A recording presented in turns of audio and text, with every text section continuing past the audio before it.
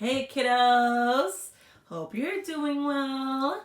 I'm here to continue us on the adventure of Harry Potter and the Sorcerer's Stone. So we are almost done. We have that much left. So we left off yesterday with Hermione, Ron, and Harry are planning on trying to find the Sorcerer's Stone before either Voldemort or Professor Snape do. So it's very thrilling, very exciting. I would say this is like the climax of the story if when we're on the plot line of like everything that's happened in the story has led us to this point. All the character development, all of the background, all of like the small squabbles and things and the information they're finding out. It all climaxes right here to the part of the story where when you're going up the roller coaster, it's like, ah! So anyways, that's about to happen.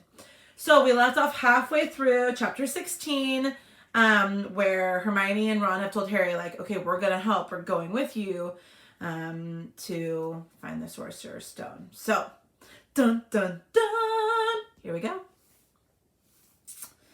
After dinner, the three of them sat nervously apart in the common room. Nobody bothered them.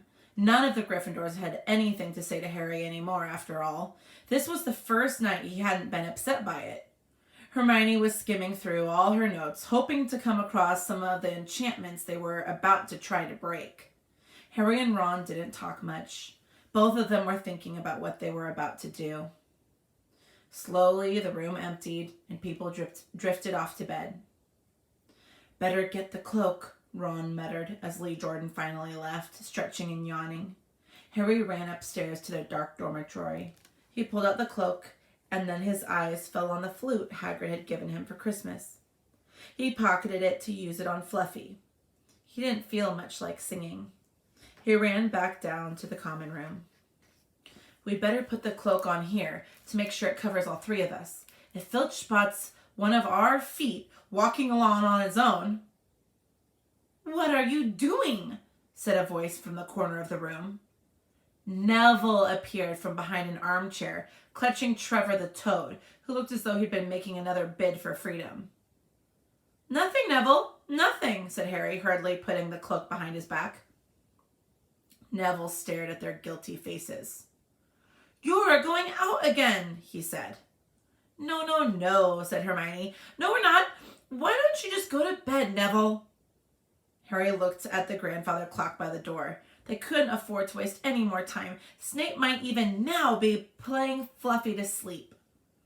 You can't go out, said Neville. You'll be caught again. Gryffindor will be in even more trouble. You don't understand, said Harry. This is important. But Neville was clearly steeling himself to do something desperate. I won't let you do it, he said, hurrying to stand in front of the portrait hole. I'll fight you. Neville, Ron exploded. Get away from the hole and don't be an idiot. Don't call me an idiot, said Neville. I don't think you should be breaking any more rules. And you were the one who told me to stand up to people. Yes, but not to us, said Ron in exasperation. Neville, you don't know what you're doing. He took a step forward and Neville dropped Trevor the Toad, who leapt out of sight. Go on then. Try and hit me, said Neville, raising his fists. I'm ready. Harry turned to Hermione. Do something, he said desperately. Hermione stepped forward. Neville, she said, I'm really, really sorry about this. She raised her wand. Petrificus totalis, she cried, pointing it at Neville. Neville's arms snapped to his sides. His legs sprang together, his whole body rigid. He swayed where he stood and then fell flat on his face, stiff as a board. Hermione ran in to turn him over. Neville's jaws were jammed together so that he couldn't speak. Only his eyes were moving, looking at them in horror. What have you done to him? Harry whispered. It's the full body bind, said Hermione miserably. Oh, Neville, I'm so sorry. We had to, Neville. There's no time to explain, said Harry. You'll understand later, Neville, said Ron as they stepped over him and pulled on the invisibility cloak. But leaving Neville laying motionless on the floor didn't feel like a very good omen. In their nervous state, every statue's shadow looked like Filch, Every distant breath of wind sounded like Peeves swooping down on them. At the foot of the first set of stairs, they spotted Mrs. Norris skulking near the top. "Oh, let's kick her just this once," Ron whispered in Harry's ear, but Harry shook his head. As they climbed carefully around her, Mrs. Norris turned her lamp-like eyes on them, but didn't do anything. They didn't meet anyone else until they reached the staircase up to the 3rd floor. Peeves was bobbing halfway up, loosening the carpet so that people would trip. "Who's there?" he said suddenly as they climbed towards him. He narrowed his wicked black eyes. "No, you're there, even if I can't see you. Are you ghouly or ghosty or wee student beastie?" He rose up in the air, floated there, squinting at them. "I should call Filch, I should, if somebody's creeping around unseen." Harry had a sudden idea. "Peeves," he said in a hoarse whisper. "The Bloody Baron has his own reasons for being invisible." Peeves almost fell out of the air in shock. He caught himself in time and hovered about a foot off the stairs. "So sorry, your bloodiness, Mr. Baron, sir," he said greasily. My mistake. I didn't see you. Of course I didn't. You're invisible. Forgive old Peevesy his little joke, sir." "I have business here, Peeves," croaked Harry. "Stay away from this place tonight." "I will, sir. I most certainly will," said Peeves, rising up in the air again. "Hope your business goes well, Baron. Not to bother you." And he scooted off. "Brilliant, Harry," whispered Ron. A few seconds later, they were there, outside the 3rd floor corridor, and the door was already ajar. "Well, there you are," said Harry quietly. "Snape's already got past Fluffy." Seeing the open door somehow seemed to impress upon all 3 of them what was facing them. Underneath the cloak, Harry turned to the other 2. "If you want to go back, I won't blame you," he said. "You can take the cloak. I won't need it now." "Don't be stupid," said Ron. "We're coming," said Hermione. Harry pushed the door open. As the door creaked, low, rumbling growls met their ears. All 3 of the dogs' noses sniffed madly in their direction, even though it couldn't see them. "What's that at its feet?" Hermione whispered. "Looks like a harp," said Ron. "Snape must have left it there." "It must wake up the moment you stop playing," said Harry. "Well, here goes." He put Hagrid's flute up to his lips and blew. It wasn't really a tune, but from the first note, the beast's eyes began to droop. Harry hardly drew breath. Slowly, the dog's growls ceased. It tottered on its paws and fell to its knees. Then it slumped to the ground, fast asleep. "Keep playing," Ron warned Harry as they slipped out of the cloak and crept towards the trapdoor. They could feel the dog's hot, smelly breath as they approached the giant heads. "I think we'll be able to pull the door open," said Ron, peering over the dog's back. "Want to go first, Hermione?" "No, I don't." "All right." Ron gritted his teeth and stepped carefully over the dog's legs. He bent and pulled the ring of the trapdoor, which swung up and open. "What can you see?" Hermione said anxiously. "Nothing, just black. There's no way of climbing down. We'll just have to drop." Harry, who was still playing the flute, waved at Ron to get his attention and pointed at himself. "You want to go first? Are you sure?" said Ron. "I don't know how deep this thing goes. Give the flute to Hermione so she can keep him asleep." Harry handed the flute over. In a few seconds' silence, the dog growled and twitched, but the moment Hermione began to play, it fell back into a deep sleep. Harry climbed over it and looked down through the trapdoor. There was no sign of the bottom. He lowered himself through the hole until he was hanging by his fingertips. Then he looked up at Ron and said, "If anything happens to me, don't follow. Go straight to the owlery and send Hedwig for Dumbledore, right?" "Right," said Ron. "I'll see you in a minute, I hope." And Harry let go. Cold, damp air rushed past him as he fell down, down, down, and flump. With a funny, muffled sort of thud, he landed on something soft. He sat up and felt around, his eyes not used to the gloom. It felt as though he was sitting on some sort of plant. "It's okay," he called up to the light the size of a postage stamp, which was the open trap door. "It's a soft landing. You can jump." Ron followed right away. He landed sprawled next to Harry. "What's this stuff?" were his first words. "Dunno, some sort of plant thing, I suppose. It's here to break the fall. Come on, Hermione." The distant music stopped. There was a loud bark from the dog, but Hermione had already jumped. She landed on Harry's other side. "We must be miles under the school," she said. "Luckily, this plant thing's here, really," said Ron. "Lucky?" Hermione shrieked. "Look at you both!" She leapt up and struggled towards the damp wall. She had to struggle because the moment she landed, the plant had started to twist snake-like tendrils around her ankles. As for Harry and Ron, their legs had been bound tightly in long creepers without their noticing. Hermione had managed to free herself before the plant got a firm grip on her. Now she watched in horror as the two boys fought to pull the plant off them. But the more they strained against it, the tighter and faster the plant wound around them. "Stop moving," Hermione ordered them. "I know what this is. It's Devil's Snare." "Oh, I'm glad we know what it's called. That's a great help," snarled Ron, leaning back, trying to stop the plant from curling around its neck. "Shut up, I'm trying to remember how to kill it," said Hermione. "Well, hurry up, I can't breathe," Harry gasped, wrestling at it as it curled around his chest.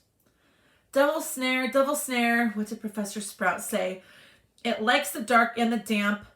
So set a fire, Harry choked. "Yes, of course, but there's no wood," Hermione cried, wringing her hands.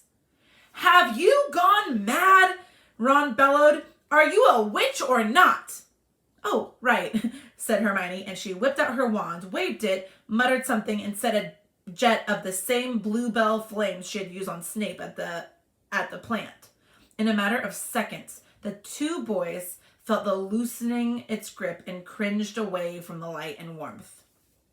Wriggling and flailing, it unraveled itself from their bodies, and they were able to pull free. "Lucky you pay attention in herbology, Hermione," said Harry as he joined her by the wall, wiping sweat off his face. "Yeah," said Ron, "and lucky Harry doesn't lose his head in a crisis. There's no wood, honestly." "This way," said Harry, pointing down the stone passageway, which was the only way forward. All they could hear, apart from their footsteps, was the gentle drip of water trickling down the walls. The passageway sloped downward, and Harry was reminded of Gringotts. With an unpleasant jolt of the heart, he remembered that dragons said to be guarding vaults in the Wizard's Bank. If they met a dragon, a fully grown dragon, Norbert had been bad enough. "Can you hear something?" Ron whispered. Harry listened. A soft rustling and clinking seemed to be coming from up ahead. "Do you think it's a ghost?" "I don't know. It sounds like wings to me." "There's light ahead. I can see something moving." They reached the end of the passageway and saw before them a brilliantly lit chamber, its ceiling arches high above them. It was full of small, jewel-bright birds, fluttering and tumbling all over the room. On the opposite side of the chamber was a heavy wooden door. "Do you think they'll attack us if we cross the room?" said Ron. "Probably," said Harry. "They don't look very vicious, but I suppose if they all swoop down at once, well, there's no choice. I'll run." He took a deep breath, covered his face with his arms, and sprinted across the room. He expected to feel sharp beaks and claws tearing at him any second, but nothing happened. He reached the door untouched. He pulled the handle, but it was locked. The other two followed him. They tugged and heaved at the door, but it wouldn't budge. Not even when Hermione tried her Aloha Mora charm. "Now what?" said Ron. "The birds. They can't be here just for decoration," said Hermione. They watched the birds soaring overhead, glittering. "Glittering?" "They're not birds, Harry said suddenly. They're keys. Winged keys. Look carefully. So that must mean... He looked around the chamber while the other two squinted up at the flock of keys. Yes, look! Broomsticks! We've got to catch the key to the door. But there are hundreds of them. Ron examined the lock of the door. We're looking for a big, old-fashioned one, probably silver like the handle. They each seized a broomstick and kicked off into the air, soaring into the midst of the cloud of keys. They grabbed and snatched, but the bewitched keys darted and dived so quickly it was almost impossible to catch one. Not for nothing, though, was Harry the youngest seeker in a century. He had a knack for spotting things that other people didn't. After a minute's weaving about through the whirl of rainbow feathers, he noticed a large silver key that had a bent wing, as if it had already been caught and stuffed roughly into the keyhole. That one, he called to the others. The big one, there, no, there, with the bright blue wings. The feathers are all crumpled on one side. Ron went speeding in the direction that Harry was pointing, crashing into the ceiling and nearly fell off his broom. We've got to close in on it, Harry called, not taking his eyes off the key with the damaged wing. Ron, you come in it from above. Hermione, stay below and stop it from going down. And I'll try and catch it. Right? Now! Ron dived. Hermione rocketed upward. The key dodged them both and Harry streaked after it. It sped towards the wall. Harry leaned forward and with a nasty, crunching noise, pinned it against the stone with one hand. Ron and Hermione's cheers echoed around the high chamber. They landed quickly. Harry ran to the door, the key struggling in his hand. He rammed it into the lock and turned it. It worked. The moment the lock clicked open, the key took flight again, looking very battered now, as it had been caught twice. Ready? Harry asked the other two, his hand on the door handle. They nodded. He pulled the door open. The next chamber was so dark they couldn't see anything at all. But as they stepped into it, light suddenly flooded the room to reveal an astonishing sight. They were standing at the edge of a huge chessboard behind the black chessmen, which were all taller than they and were carved from what looked like black stone.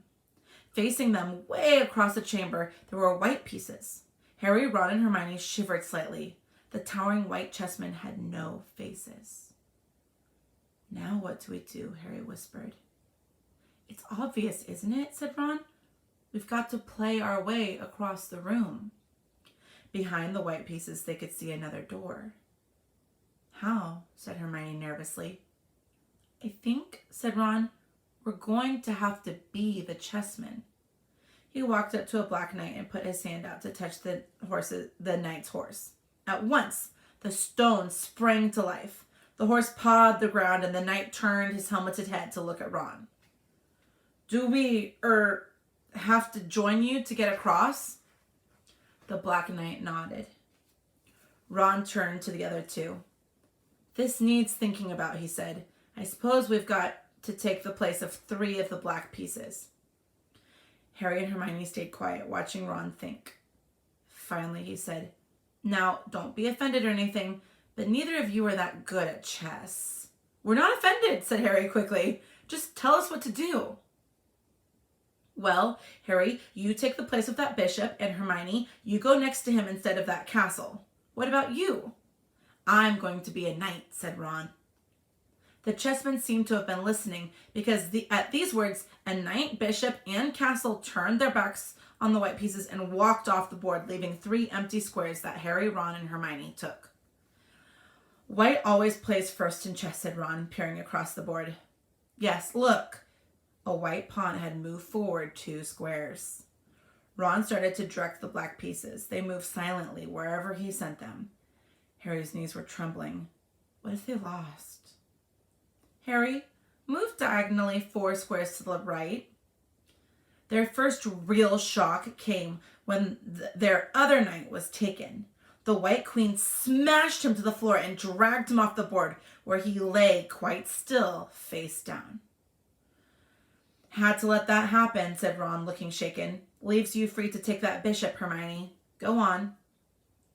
Every time one of their men was lost, the white pieces showed no mercy. Soon there was a huddle of limp black players slumped along the wall. Twice, Ron only just noticed in time that Harry and Hermione were in danger. He himself darted around the board, taking almost as many white pieces as they had lost black ones. "We're nearly there," he muttered suddenly. Let me think. The White Queen turned her blank face towards him. "Yes," said Ron softly. "It's the only way. I've got to be taken." "No!" Harry and Hermione shouted. "That's chess," snapped Ron. "You've got to make some sacrifices. I take one step forward and she'll take me. That leaves you free to checkmate the king, Harry."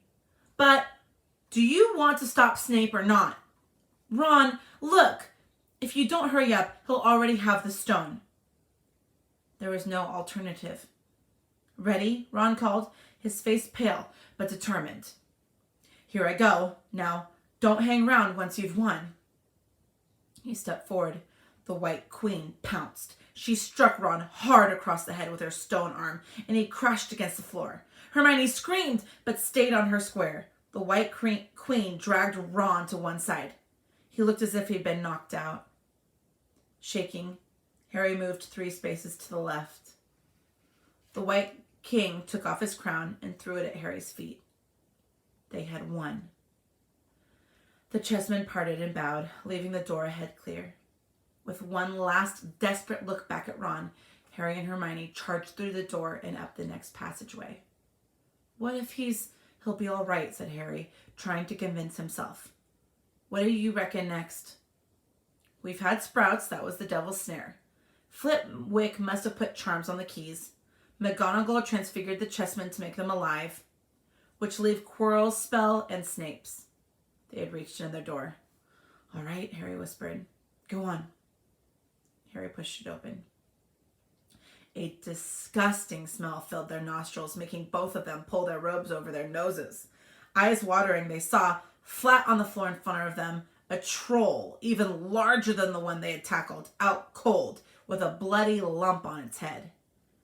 "I'm glad we didn't have to fight that one," Harry whispered as they stepped carefully over its massive legs. "Come on, I can't breathe."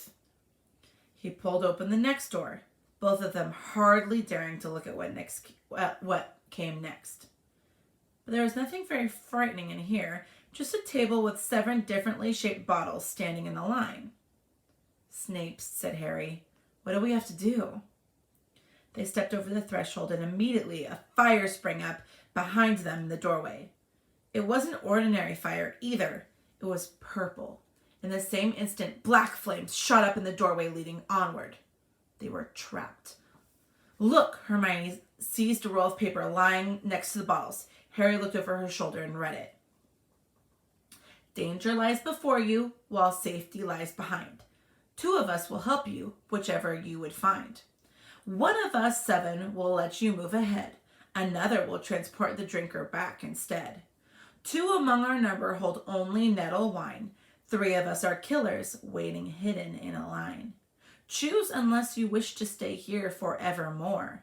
To help you in your choice, we give you these clues 4. First, however slyly the poison tries to hide, you will always find some on Nettle's wine left side. Second, different are those who stand at either end, but if you would move onward, neither is your friend. Third, as you see clearly, all are different size. Neither dwarf nor giant holds death in their insides. Fourth, the second left and the second on the right are twins once you taste them, though different at first sight." Hermione let out a great sigh, and Harry, amazed, saw that she was smiling, the very last thing he felt like doing. "Brilliant," said Hermione. "This isn't magic, it's logic, a puzzle. A lot of great wizards haven't got an ounce of logic. They'd be stuck here forever." "But so will we, won't we?"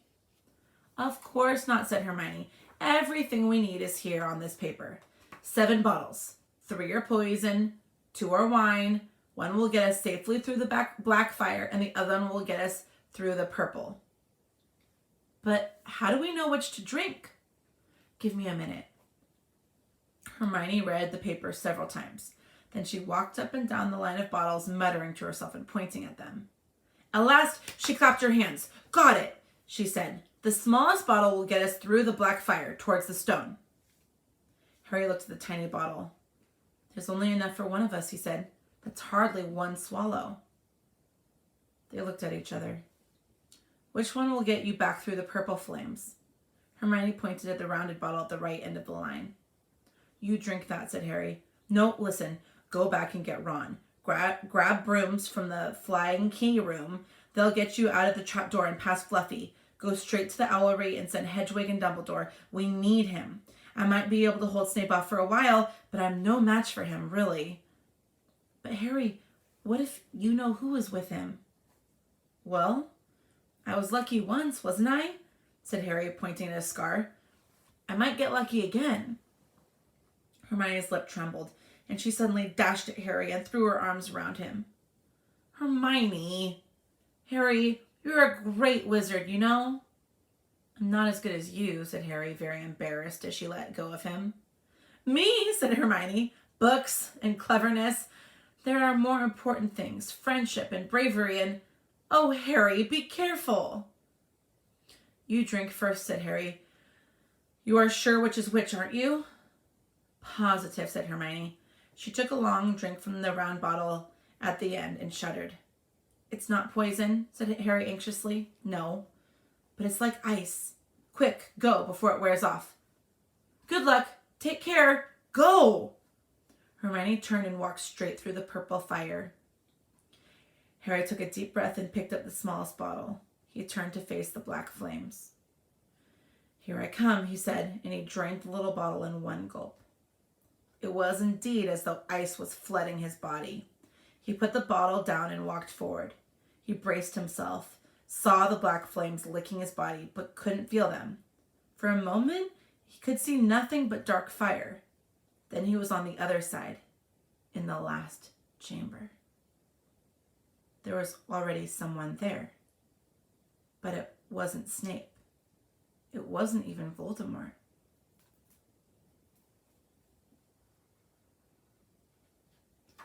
End of the chapter. Okay, guys. Well, that leaves it at a cliffhanger. So we will read the last chapter tomorrow. Harry is in the chamber. It's not Snape. It's not Voldemort.